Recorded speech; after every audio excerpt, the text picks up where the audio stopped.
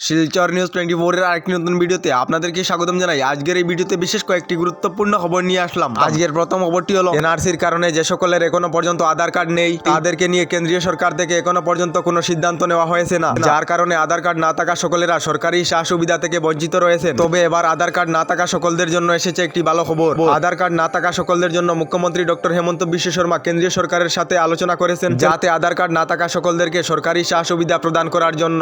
আপনাদের আধার কার্ড আছে না নেই কমেন্ট একটি করে নিশ্চয় জানাবেন। এরপরের খবরটি হলো ট্রাক চালকদের জন্য খুবই জরুরি এবং একটি ভালো খবর দিয়েছে কেন্দ্রীয় সরকার। ট্রাক চালক সকলদের জন্য কেন্দ্রীয় সরকার থেকে বিনামূল্যে আহারের ব্যবস্থা করা হবে। দেশের ড্রাইভার সকলদের জন্য মোদী সরকারের তরফ থেকে আরম্ভ করা হবে নতুন একটি আঁচনি। এই আঁচনির অধীনে ট্রাক চালক সকলদের জন্য রাষ্ট্রীয় পথের কিনারে কিনারে নির্মাণ করা হবে আধুনিক ভবন। এই ভবনেতে বিনামূল্যে আরামের সাথে লাভ করিবেন খাদ্য সামগ্রী বলে খবর এসেছে। এরপরের খবরটি হলো আগামী 16 ফেব্রুয়ারিতে ভারত বন্ধের আহ্বান জানানো হয়েছে। এই ভারত বন্ধের ডাক দেওয়া হয়েছে ভারতীয় কৃষক ইউনিয়নের তরফ থেকে। জানা গেছে বিজেপি সরকারের বিরুদ্ধে অভিযোগ তুলে ধরে ভারতীয় কৃষক ইউনিয়নের তরফ থেকে দেওয়া হয়েছে ভারত বন্ধের আহ্বান। তার সঙ্গে কেন্দ্রীয় সরকারের বাজেটে কৃষকদের জন্য একটিও ভালো খবর নেই বলে অভিযোগ তুলে ধরেছে কৃষক ইউনিয়নে, যার জন্য 16 ফেব্রুয়ারি দিনে ভারত বন্ধের আহ্বান জানিয়েছে কৃষক ইউনিয়নে। এরপরের খবরটি হলো দেশের কৃষক সকলদের জন্য এসেছে একটি গুরুত্বপূর্ণ খবর। হাতে মাত্র কয়েকটি দিন রয়েছে ফেব্রুয়ারি বা মার্চের মধ্যে দেশের কৃষক সকলদেরকে পিএম কিষাণ সম্মান নিধির অধীনে 16 নম্বর কিস্তির টাকা কৃষকদের ব্যাংক অ্যাকাউন্টে দেওয়া হবে, যার জন্য কৃষকেরা পিএম কিষাণের ইকেওয়াইসি সম্পূর্ণ করার জন্য কেন্দ্রীয় সরকার থেকে জানানো হয়েছে।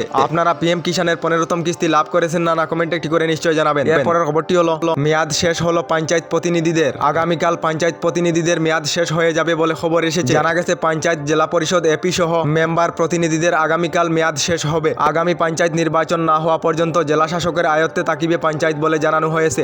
এরপরের খবরটি হলো আজ প্রধানমন্ত্রী নরেন্দ্র মোদীর হাত ধরে করিমগঞ্জে মেডিকেল কলেজের শিলান্যাস হবে। জানা গেছে আজ প্রধানমন্ত্রী নরেন্দ্র মোদীর হাত ধরে গুয়াহাটি থেকে ভার্চুয়ালি শিলান্যাস হতে চলেছে করিমগঞ্জ মেডিকেল কলেজ হাসপাতালে। তার সঙ্গে জানা গেছে প্রধানমন্ত্রী নরেন্দ্র মোদী আসামে 11,000 কোটি টাকার বিভিন্ন প্রকল্পের উদ্বোধন করিবেন। প্রধানমন্ত্রী নরেন্দ্র মোদী আসামের জন্য 11,000 কোটি টাকার উপহার নিয়ে এসেছেন বলে খবর এসেছে। এরপরের খবরটি হলো দেশের গরিব দুঃখী লোকেদের জন্য এসেছে একটি ভালো খবর। কেন্দ্রীয় সরকারের তরফ থেকে ঘোষণা করা হয়েছে আগামী 5 বছরের মধ্যে দেশের 2 কোটি গরিব দুঃখী লোকেদেরকে সরকারি ঘর প্রদান করা হবে। যে সকলেরা এখনো পর্যন্ত প্রধানমন্ত্রী আবাস যোজনার অধীনে সরকারি ঘর লাভ করেননি তাদেরকে প্রধানমন্ত্রী আবাস যোজনার অধীনে সরকারি ঘর দেওয়া হবে বলে খবর এসেছে। এরপরের খবরটি হলো কেন্দ্রীয় সরকারের তরফ থেকে মহিলাদের জন্য একটি ভালো খবর ঘোষণা করা হয়েছে। দেশের 3 কোটি মহিলাদেরকে লাখপতি বানানো হবে। দেশের বিভিন্ন রাজ্যের মুখ্যমন্ত্রী মহিলা উদ্যমিতা প্রকল্পের অধীনে দেশের 3 কোটি মহিলাদেরকে লাখপতি দিদি বানানো হবে। তার সঙ্গে কেন্দ্রীয় বিত্তমন্ত্রী নির্মলা সীতারাম ঘোষণা করেছেন দেশের 9 থেকে 14 বছরের ভিতরে থাকা মেয়েদেরকে সার্ভাইকেল ক্যান্সারের জন্য টিকাকরণ করা হবে।